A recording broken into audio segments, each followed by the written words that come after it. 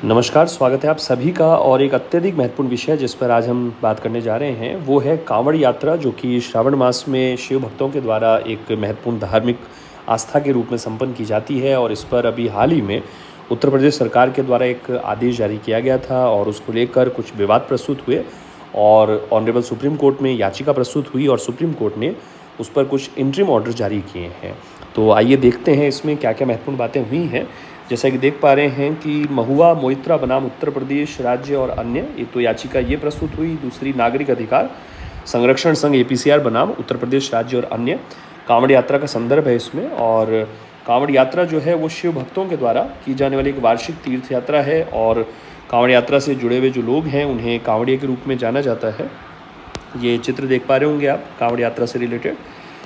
हाल ही में उत्तर प्रदेश सरकार के द्वारा कांवड़ यात्रा को लेकर कांवड़ रूट की जो सभी दुकानें हैं उस पर नेम प्लेट लगाने का आदेश दिया था। और उसमें आदेश में कहा गया था कि कांवड़ मार्गों पर जो खाद्य पदार्थों से रिलेटेड जो भी शॉप्स होंगी, चाहे वो रेस्टोरेंट हों, चाहे फलों के कोई ठेले लगाए जाते हैं इत्यादि, जो भी खाद्य पदार्थों की दुकानें हैं उस पर नेम प्लेट लगानी अनिवार्य होगी और ऐसी दुकानों पर मालिक का नाम और उनका पता लिखना अनिवार्य होगा।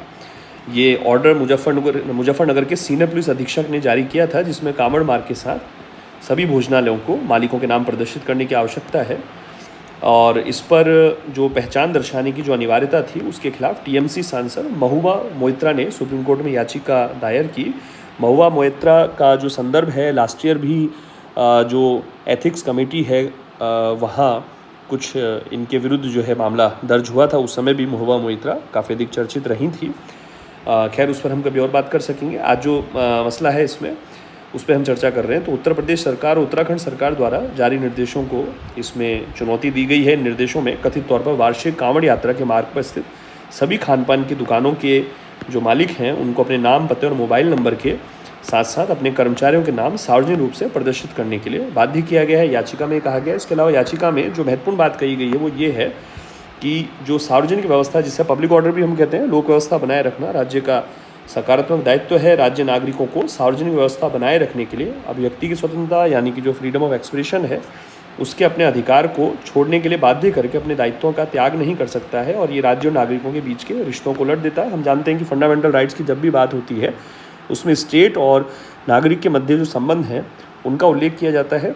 साथ ही ये जो PIL लगाई गई है जनहित याचिका में, उसमें कुछ फंडामेंटल राइट्स का संदर्भ दिया गया है। उसमें कुछ राइट्स पर हम यहाँ बात कर लेते हैं। एक तो आर्टिकल 15 का इसमें संदर्भ रखा गया है जो कि समानता के अधिकार के साथ हमको दिखाई देता है। ठीक है, राइट टू इक्वलिटी की जब हम बात करते हैं उस समय बात आती है जिसमें धर्म, मूलवंश, जाति, लिंग और जन्म स्थान के आधार पर विभेद राज्य नहीं करेगा अपने नागरिकों के मध्य। किसी भी दुकान, होटल, कुएं, भोजनालय और सार्वजनिक समागम के जो स्थान है उनमें प्रवेश से वंचित नहीं करेगा।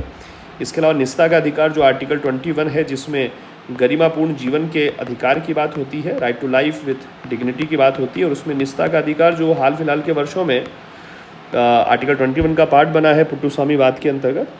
और इसके अलावा व्यापार व्यवसाय की स्वतंत्रता जो article 19 section 1 sub section G के अंतर्गत आता है, वृत्ति, व्यवसाय, उपजीविका, कारोबार की स्वतंत्रता। और इसके अलावा वाक और अभिव्यक्ति की जो स्वतंत्रता है article 19 section 1 sub section A का इसमें संदर्भ लिया गया है।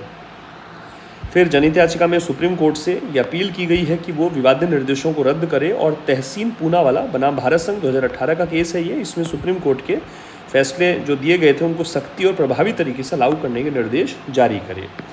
फिर इसमें तहसीन पूनावाला बनाम जो भारत संघ का वाद है उसमें जो निर्देश दिया गया था उसका संदर्भ दिया गया है कि सुप्रीम कोर्ट ने घृणा अपराधों को रोकने और उनको दंडित करने के लिए राज्य के दायित्व की बात की थी। साथ ही भीड़ के द्वारा हिंसा, जिसे मॉब लिंचिंग का भी संदर्भ दिया जाता है, उससे निपटने के लिए व्यापक दिशा निर्देश जारी किए थे, जिसमें निवारक, उपचारात्मक और दंडात्मक उपायों पर ध्यान केंद्रित किया गया था। इसका मतलब ये है प्यारे विद्यार्थियों कि ये जो केस है उसमें कुछ फंडामेंटल राइट्स का संदर्भ दिया गया है। एक प्रीवियस जो पिटीशन थी उसका संदर्भ यहाँ पर रखा गया है। तो आगामी एग्जामिनेशन के लिहाज से भी इसका बड़ा महत्व है। विषय संवेदनशील भी है निश्चित रूप से। धार्मिक स्वतंत्रता के अधिकार का भी संदर्भ है, स्टेट के दायित्वों का भी संदर्भ है और नागरिकों के अधिकारों की भी इसमें बात हो रही है। कांवड़ रूट पर नेम प्लेट लगाने के फैसले पर अभी सुप्रीम कोर्ट ने एक रोक लगा दी है और इस पर कोर्ट ने उत्तर प्रदेश, उत्तराखंड और मध्य प्रदेश सरकार को नोटिस जारी किया है। और इसमें शीर्ष अदालत ने अपने अंतरिम आदेश में इसका मतलब ये है कि अभी इसमें कुछ और भी आदेश आगामी समय में आएंगे। तो इसमें कहा गया है कि दुकानदारों को पहचान बताने की ज़रूरत नहीं होगी, कि उन्हें खाने के प्रकार बताने होंगे, मतलब खाना शाकाहारी है या मांसाहारी व्यंजन है उसका संदर्भ उन्हें बताना होगा। साथ ही निर्देश में अपेक्षा की गई है कि कांवड़ियों को वेज खाना मिले, शाकाहारी भोजन, साफ़ सफाई रहे, खाना शाकाहारी है या मांसाहारी ये बताना जरूरी है। मामले की अगली सुनवाई 26 जुलाई को होगी निश्चित रूप से। तब मामले में जो भी पक्ष प्रस्तुत होंगे मैं एक शॉर्ट वीडियो उस पर बनाने का उस समय प्रयास करूँगा। साथ ही खाद्य सुरक्षा और मानक अधिनियम 2006 का इसमें विशेष रूप से इसको संदर्भित किया गया है, जिसमें खाद्य सुरक्षा मानक, लेबलिंग और प्रदर्शन विनियम 2020 का हवाला दिया गया और तर्क दिया गया है कि कानून जो है मालिकों को अपने भोजनालयों का नाम उनके नाम से रखने का निर्देश नहीं देता है। साथ ही कानून में खाद्य पदार्थों पर केवल 2 शर्तें निर्धारित की गई हैं। पहला तो खाद्य पदार्थों पर कैलोरी का संदर्भ होना चाहिए कि कितनी कैलोरी इससे प्राप्त हो रही है, कितने कैलोरी का इसमें जो कंजप्शन है वो इसमें हो सकेगा, और साथ ही ये बताना होगा कि भोजन जो है वो शाकाहारी या मांसाहारी है। तो इस प्रकार प्यारे विद्यार्थियों, हम ये देख पा रहे हैं कि ये जो विषय है अभी पिछले 4-5 दिन से बहुत अधिक चर्चित हुआ है। कांवड़ यात्रा एक बड़ा महत्वपूर्ण धार्मिक पर्व है।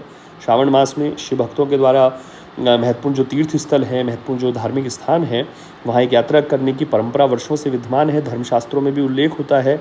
एक लोगों के सेंटिमेंट से जुड़ा विषय है। निश्चित रूप से गवर्नमेंट के द्वारा एक ऑर्डर जारी किया गया, लेकिन चूंकि प्रश्न ये होता है कि जब हम एक धार्मिक स्वतंत्रता के अधिकार को संरक्षित करने के साथ साथ सेकुलरिज्म की भी बात करते हैं, नागरिकों के बहुत सारे अधिकारों की भी हम बात करते हैं, तो कोई भी विषय उसके संवैधानिक आयामों के साथ परखे जाने की आवश्यकता होती है। और निश्चित रूप से विषय संवेदनशील भी है, संवैधानिक और राजनीतिक पक्ष भी इसमें इन्वॉल्व हैं। इसलिए आगामी समय में देखना होगा कि ऑनरेबल सुप्रीम कोर्ट के द्वारा इस संदर्भ में जब 26 जुलाई को अगली सुनवाई होगी, वहाँ सुप्रीम कोर्ट के द्वारा इसमें और क्या फाइनल ऑर्डर जारी किए जाते हैं।